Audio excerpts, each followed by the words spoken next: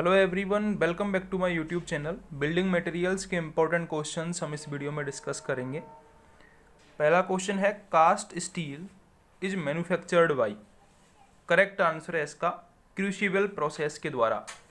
Cast steel हम क्रूशिबल process के द्वारा बनाते हैं। बी ऑप्शन हमारा करेक्ट हो जाएगा। अगला क्वेश्चन है हमारा, based on the following rocks and minerals select the correct statement. Option है हमारा granite, marble, gypsum and mica. Option A, basalt and marble are the only metamorphic rock. ये बिल्कुल गलत है। There is no sedimentary rock. ये भी गलत है। Granite is the only igneous rock. ये भी गलत है। देखो, ग्रेनाइट इग्नियस रॉक होती है। ग्रेनाइट कैसी रॉक होती है? इग्नियस रॉक होती है। Quartz and mica are minerals, तो ये सही बात है, डी ऑप्शन। क्वार्ट्ज और जो मीका है वो इसमें क्या है? मिनरल्स हैं। डी ऑप्शन हमारा करेक्ट होगा। अगला हमारा क्वेश्चन है, the foliated structure is very common in. जो फॉलिएटेड स्ट्रक्चर है वो कॉमन होती है मेटामॉर्फिक रॉक में। सी ऑप्शन हमारा करेक्ट होगा। Foliated structure is very common in metamorphic rocks. अगला है, cross cut saw is used for. Cross cut saw is used for cutting hard stone. Hard stone को cut करने के लिए हम क्रॉस कट सॉ यूज में लेते हैं। बी ऑप्शन हमारा करेक्ट होगा। Pick up the correct statement from the following. Option A, catalyst are added to assist and accelerate the hardening of resin. सही है। The fillers are inert materials and they impart strength and hardness. ये भी सही है। जो filler होते हैं वो इनर्ट मटेरियल होते हैं और हार्डनेस और स्ट्रेंथ को इम्पार्ट करते हैं। Fibrous fillers increase thermal resistance. जो फाइब्रस फिलर्स होते हैं वो थर्मल रेजिस्टेंस को इंक्रीज करते हैं। कैटालिस्ट हम ऐड करते हैं एक्सीलरेट करने के लिए हार्डनिंग ऑफ रेजिन को। तो डी ऑप्शन हमारा all of the above correct हो जाएगा। अगला क्वेश्चन है हमारा, a first class brick when immersed in cold water for 24 hour should not absorb water more than. तो 20% से ज़्यादा पानी एब्जॉर्ब नहीं करनी चाहिए first class brick work. Second class brick work 22% से ज़्यादा, और यदि हाई क्वालिटी की ब्रिक है तो 15% से ज़्यादा वाटर नहीं एब्जॉर्ब करना चाहिए। ठीक है। फर्स्ट क्लास की पूछे तो 20% करेक्ट आंसर होगा। अगला क्वेश्चन है, the minimum compressive strength of second class brick should be. Second class brick की जो मिनिमम कंप्रेसिव स्ट्रेंथ होती है वो होती है 75 किलोग्राम पर सेमी स्क्वायर। यदि फर्स्ट क्लास ब्रिक की पूछे तो 105 किलोग्राम पर सेमी स्क्वायर। ठीक है, दोनों आपको याद रखनी है। फर्स्ट क्लास की पूछे तो 105 किलोग्राम पर सेमी स्क्वायर, और हमसे क्वेश्चन में पूछा है सेकंड क्लास जो कि होगी 75 किलोग्राम पर सेमी स्क्वायर। अगला क्वेश्चन है, which of the following bricks are used for lining of furnaces. Furnace आपको पता है भट्टियों का तापमान ज़्यादा होता है और तापमान से रजिस्ट करने के लिए रिफ्रैक्टरी ब्रिक हम काम में लेते हैं। सी ऑप्शन करेक्ट होगा। Which of the following bricks are used for lining of furnace? Refractory bricks. अगला क्वेश्चन है, bulking of sand is caused due to. जो सैंड की बल्किंग है वो किस कारण से होती है? वो सरफेस मॉइस्चर के कारण से होती है। ए ऑप्शन हमारा करेक्ट होगा। बल्किंग से क्या होता है? मॉइस्चर के कारण वॉल्यूम इंक्रीज हो जाता है। ठीक है, तो सरफेस वॉल्यूम के कारण, सरफेस मॉइस्चर के कारण वॉल्यूम इंक्रीज हो जाता है और इसे ही बल्किंग ऑफ सैंड कहते हैं।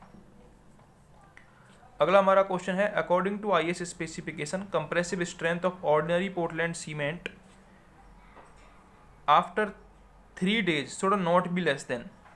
3 दिन के बाद जो कंप्रेसिव स्ट्रेंथ है ऑर्डिनरी पोर्टलैंड सीमेंट की वो किससे कम नहीं होनी चाहिए? तो वो 16 मेगापास्कल से कम नहीं होनी चाहिए। 16 मेगापास्कल से कम नहीं होनी चाहिए।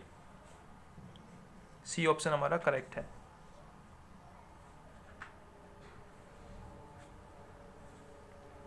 अगला हमारा क्वेश्चन है, pick up the correct statement from the following. Plastics have generally low melting point. सही बात है, प्लास्टिक का मेल्टिंग पॉइंट कम होता है। The coefficient of thermal expansion of plastics is about 3 times than that of steel. जो coefficient of thermal expansion है plastic का वो 3 टाइम होता है किससे? इलास्टिक के थर्मल कोफिशिएंट से। The acoustical boards prepared by impregnating fiberglass with phenolic resins has absorption coefficient of about 0.67। ये भी करेक्ट है, तो ऑप्शन डी करेक्ट हो जाएगा हमारा। The amount of water used for 1 kilogram of distemper. 1 kilogram distemper के लिए कितना पानी काम में लेते हैं हम? 0.6 लीटर। 0.6 लीटर पानी काम में लेते हैं हम 1 किलोग्राम डिस्टेम्पर के लिए। सी ऑप्शन करेक्ट होगा।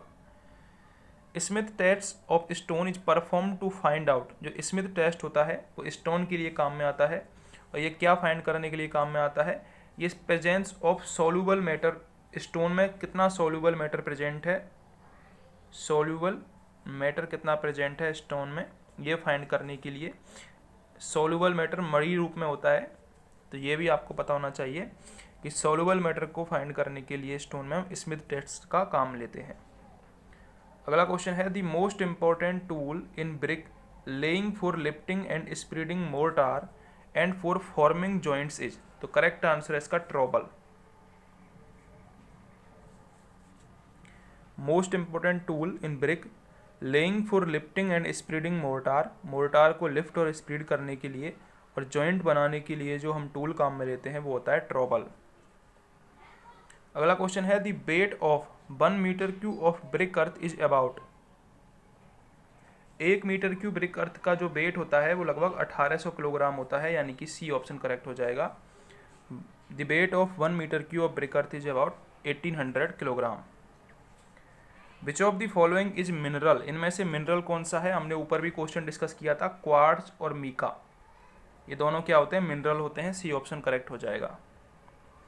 एज ऑफ ए ट्री में बी एसर्टेन्ड बाई, तो एज ऑफ ट्री हम एनुअल रिंग की सतह से फाइंड करते हैं, डी ऑप्शन हमारा करेक्ट हो जाएगा। अगला क्वेश्चन है, the crushing strength of a good building stone should not be more than, एक अच्छे बिल्डिंग स्टोन की जो क्रशिंग स्ट्रेंथ है वो 100 मेगा पास्कल से ज़्यादा नहीं होनी चाहिए। 100 मेगा पास्कल मतलब 100 मेगा पास्कल से ज़्यादा होनी चाहिए, 100 मेगा पास्कल से कम नहीं होनी चाहिए स्ट्रेंथ एक अच्छे गुड बिल्डिंग स्टोन की। Generally wooden moulds are made from, जो वुडन मोल्ड्स होते हैं वो किससे बने हुए होते हैं, वो शीशम वुड से बने हुए होते हैं, बी ऑप्शन करेक्ट है। जो शीशम की वुड होती है वो स्ट्रॉन्गेस्ट वुड होती है, इसलिए जो वुडन मोल्ड होते हैं वो शीशम की वुड से बने हुए होते हैं। अगला क्वेश्चन है, the nominal size of modular brickage, modular brick की जो नॉमिनल साइज है वो कितनी होती है, तो वो होती है 200 इंटू 100 mm या फिर 20 इंटू 10 सेमी, ठीक है। तो ये आपको दोनों याद रखनी है, सेमी में भी हो सकती है, mm में भी हो सकती है। The nominal size of modular brick is 200 mm into 100 mm into 100 mm, C option correct है। अगर आपको वीडियो हेल्पफुल लगी हो तो सब्सक्राइब जरूर कर दें चैनल को।